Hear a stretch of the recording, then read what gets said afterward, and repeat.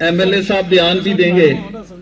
यही दर्श देता है तुम्हें हर शाम का सूरज, मगरब की तरफ जाओगे तो डूब जाओगे।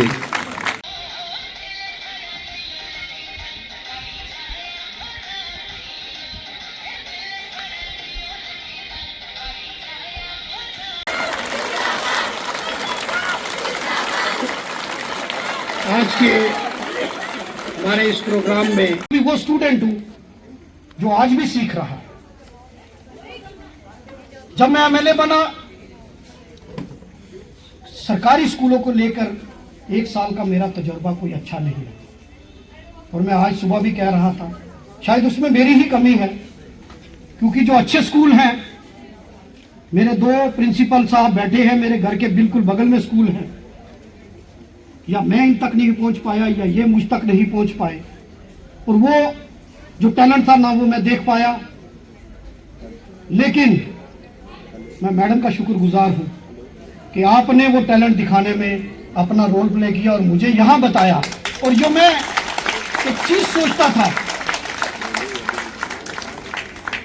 कि जो गवर्नमेंट स्कूल हैं उसको बहुत सुधारने की जरूरत है। जब असेंबली लगी, 1 महीने का टाइम था, जाती तौर पर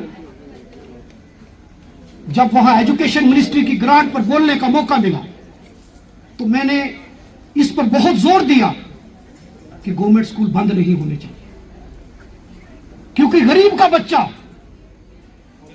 उसके पास इतने पैसे नहीं कि वो किसी अच्छे प्राइवेट स्कूल में जाकर महीने का 3,000 रुपया फी देगा और उसके बाद वो एजुकेशन लेगा, या 1,000 रुपया, क्योंकि जिसने 9,000 रुपया, जिस कंट्रेक्चुअल डेली वेज 9,000 ले रहा है, उसका बच्चा 1,000 रुपया महीने की फीस कैसे देगा। और उन बच्चों को एजुकेशन देने के लिए इन सरकारी स्कूलों का जिंदा रहना, इन सरकारी स्कूलों का मयार अच्छा होना जरूरी है। और इसीलिए सीओ साहब, मैंने रिव्यू मीटिंग एक एजुकेशन डिपार्टमेंट की ली, और उसमें जितने भी प्राइवेट स्कूल्स एसोसिएशन के जो उनकी चुनी हुई कमेटी थी, उनके साथ मैंने एक मीटिंग की और उनसे मैंने कहा कि हम किस तरीके से जो फी फिक्सेशन कमेटी के रूल्स हैं उनको इंप्लीमेंट कैसे कर सकते हैं। और मुझे खुशी है कि कुछ हमने डिसीजन लिए। हमारे जो इससे पहले सीईओ साहब थे, उन्होंने उसका ऑर्डर भी बाकायदा निकाला, और हमने ये फैसला किया कि जो कमर्शलाइजेशन ऑफ एजुकेशन में हर साल वर्दी चेंज होगी, वर्दी चेंज होगी तो उस दुकान से लेनी है, किताबें उस दुकान से लेनी है। वो हमने एक फैसला किया कि एटलीस्ट 5 साल तक कोई यूनिफॉर्म किसी स्कूल की चेंज नहीं होगी, और अगर कोई चेंज करना चाहता है तो वो पहले रूल्स के तहत पहले कमेटी से बात करेगा, और उसको हमने इंप्लीमेंट करने का काम किया।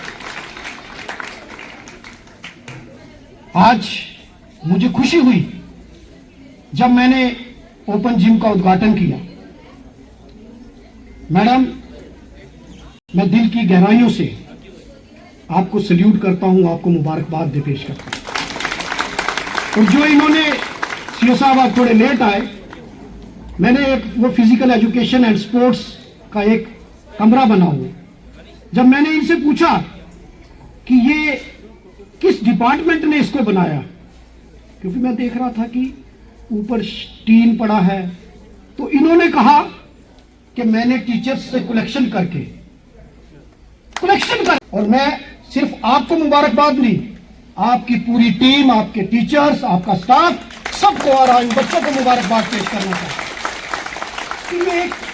ये छोटी बात है, लेकिन ये इंस्पिरेशन बहुत बड़ी बात, पूरी कॉन्स्टिट्यूएंसी नहीं बल्कि स्टेट के लिए। और अगर मुझे ये मौका मिला तो इस चीज का एग्जाम्पल हर जगह दिया जाएगा। जब मैं एमएलए बना तो मैंने ये कोशिश की, प्रायोरिटी सेक्टर मेरे 3 थे। पहला स्कूल एजुकेशन, हायर एजुकेशन, दूसरा हेल्थ, और तीसरा रोड कनेक्टिविटी। और इस साल के प्लान में मैं जहां भी जाता था मैं उनको पूछता हूं, यहां कोई स्कूल है, इस स्कूल में किस चीज की जरूरत है। और जब प्लान बनाया 13 स्कूल ऐसे थे जिसमें सनकारी और सावनी का स्कूल है। सनकारी में हमने 47 लाख रुपया दिया जिसमें 3 कमरे बन रहे हैं, और सावनी में 1 कमरा है, 2 कमरे वहां, और बाकी स्कूलों में भी कहीं प्ले ग्राउंड के लिए, कहीं बाउंड्री वाल के लिए, और कहीं कुछ जो भी इंफ्रास्ट्रक्चर की जरूरत है उसके लिए हमने पैसा दिया।